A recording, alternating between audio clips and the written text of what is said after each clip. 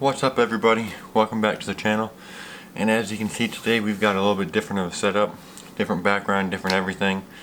We're gonna sit and talk because in the last couple of weeks a ton of stuff has been coming out that regards computers, computer gaming, PC enthusiasm. There's a lot of stuff to go over. I mean, we have a few weeks ago Kaby Lake came out, almost a month ago now. Just a few days ago, Ryzen launched. About 2 days ago, GTX 1080 Ti was announced. There's a lot to go over, so we're just going to sit, talk, and go over all the different specs that they've been releasing. So, let's get into it.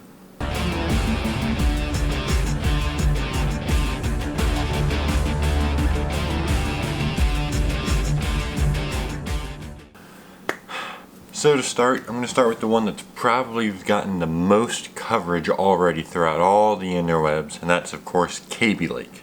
Kaby Lake is the newest processor coming from the Intel platform.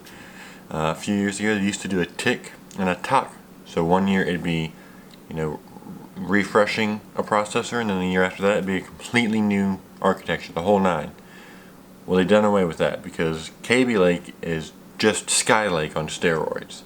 There's a few things that are a little different, but overall it's the same processor. Most of the time they're boosting a whole lot higher. The i7 I got right here, i7 7700K. Those things can boost up to almost 5 gigahertz. Pretty damn impressive.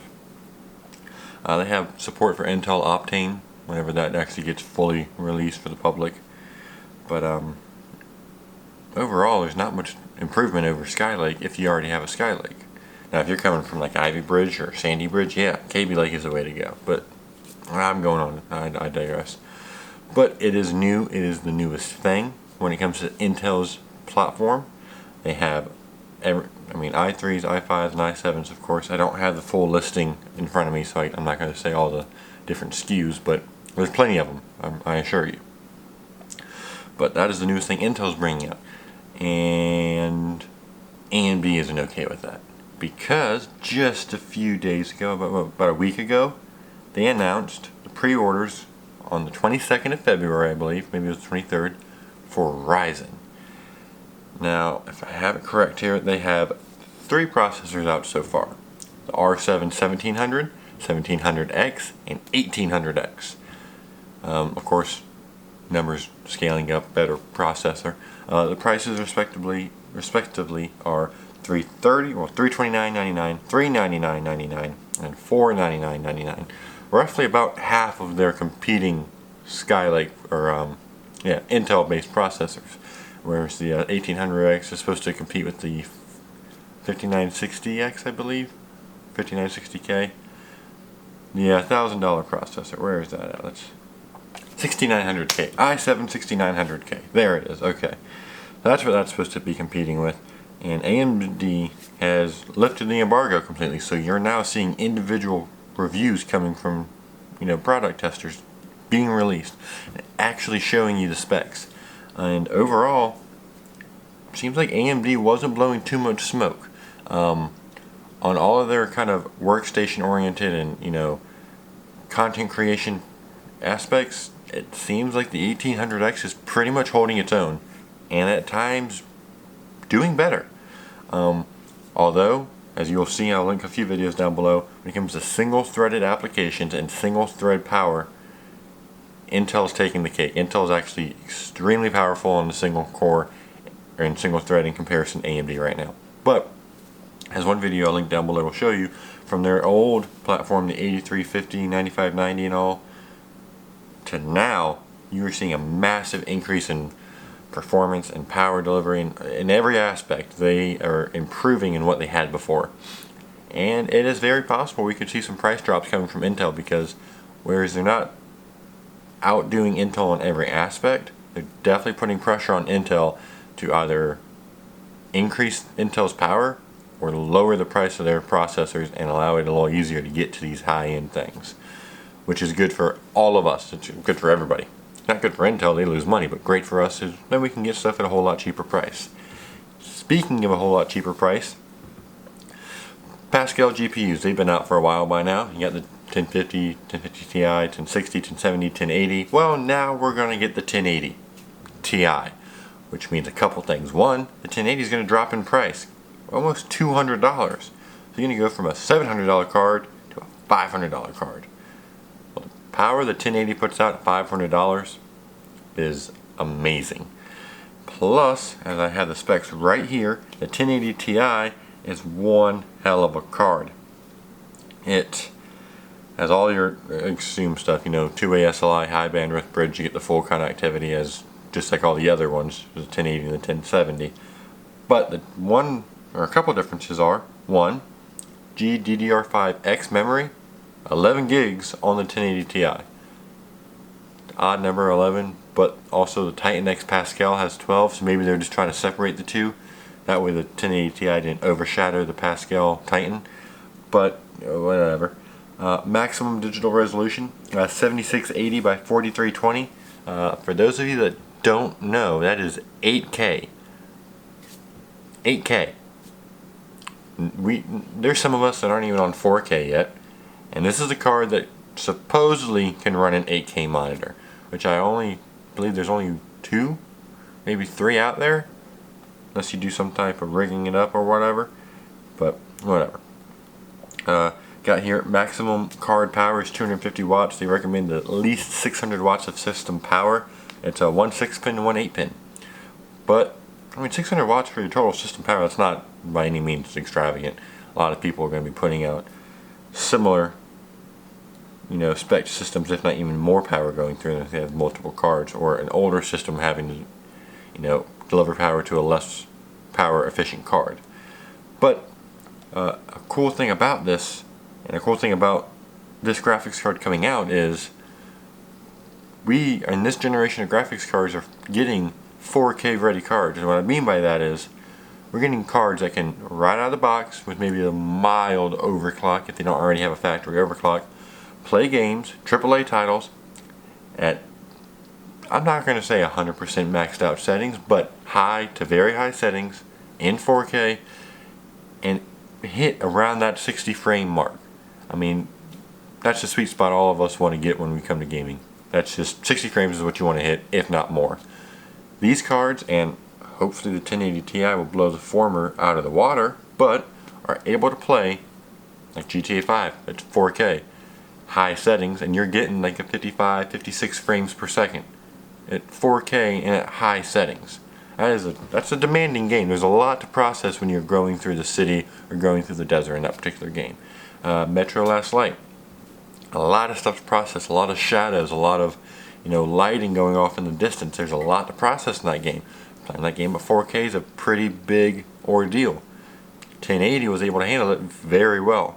1080 Ti is actually clocked to go faster. I mean, as we have here, I got CUDA cores sitting at 3584 CUDA cores. The boost clock is 1500 megahertz, but from the press release Nvidia was putting out, there's going to be cards coming out with like a 2.1 gigahertz boost clock on them from the factory, you know, aftermarket cards and whatnot. So this is going to be a very powerful card, and the released price $699. And this is coming from Nvidia. They said there's not going to be a premium for the not the Founders Edition cards. There will be no premium. So $699 is $699. That is the price. We'll see. They're not for sale just yet. They're coming out, but we'll see. Hopefully they'll stick to what they're saying and that'll be true. But in about a week they're going to be released. So that means in about a week you're going to have new graphics cards and then cheaper 1080s. So if you don't want to spend the premium of $700 and some change after tax and shipping for a 1080 Ti, buy a 1080. They'll be cheaper. It'll be about $500. That's a bargain. That is a steal. 1080 at $500, that does a lot of performance. That puts out a lot of power. But I do have here, let me find it.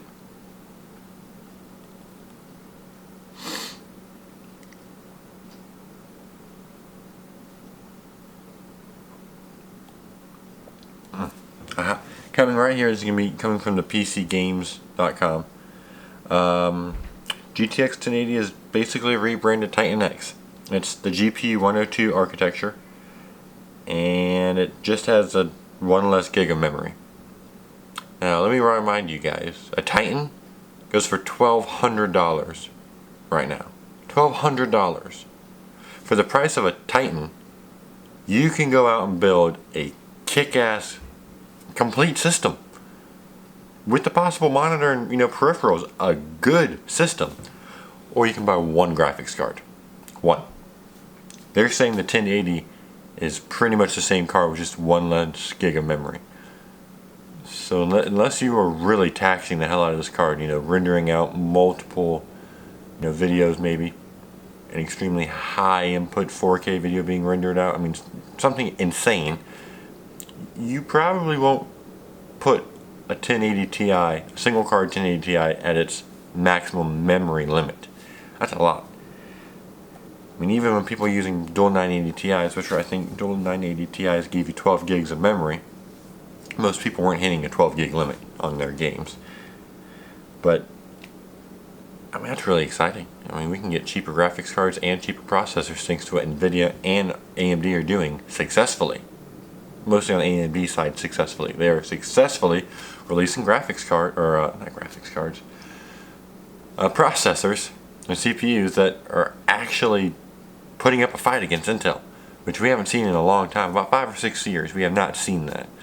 So that's a great news for anyone who builds computers, anyone who buys computers even. They should be dropping in price there too. Anyone who's involved in the computer market, in the PC market, should be excited about this news and about these releases in the last couple of days, the last couple of weeks even. Because it means power in the system is getting better. Power delivery, power output to the monitor, to what you're actually able to see. Price is getting lower for what you're actually getting back. And as we're seeing AMD is releasing, Intel's not the only one that can step up. Now, we haven't seen anything on new graphics cards from AMD. So far, we're only seeing processors. So Nvidia still is kind of the reigning king. What can you do? But hopefully, maybe in a couple of weeks, we can see AMD drop some graphics cards that just whoop Nvidia's ass. Me personally, I don't believe that's going to happen. The specs here show Nvidia's really stepping the game up and putting out cards at a good price that are just incredible. But hopefully Polaris can be, a dominant card. We don't know, but we can hope. But as we are seeing, I mean, if you go just a quick internet search across the board, we are seeing a lot of good news coming in out of the PC world. And that's really it. That's what all this video is going to be about. Just a quick kind of culmination of what's going on. Just in case either A, you're not paying attention, or maybe B, you're just kind of losing track of all that is happening. I mean, there's a lot going on, like I said. A few days ago, 1080 Ti was announced. A few days ago, Ryzen was released and sent out to reviewers all over the place. Like I said, I'll leave links down below to actual videos of testing going on. A lot of people are getting their hands on these. A lot of people are doing testing. A lot of people are doing good testing, and really putting these CPUs through the loops. Really testing them and breaking down the barrier and seeing what is better, what is worse, and how they stack up next to each other. But that'll be it for now. I'll catch you guys in the next video. Thanks for watching.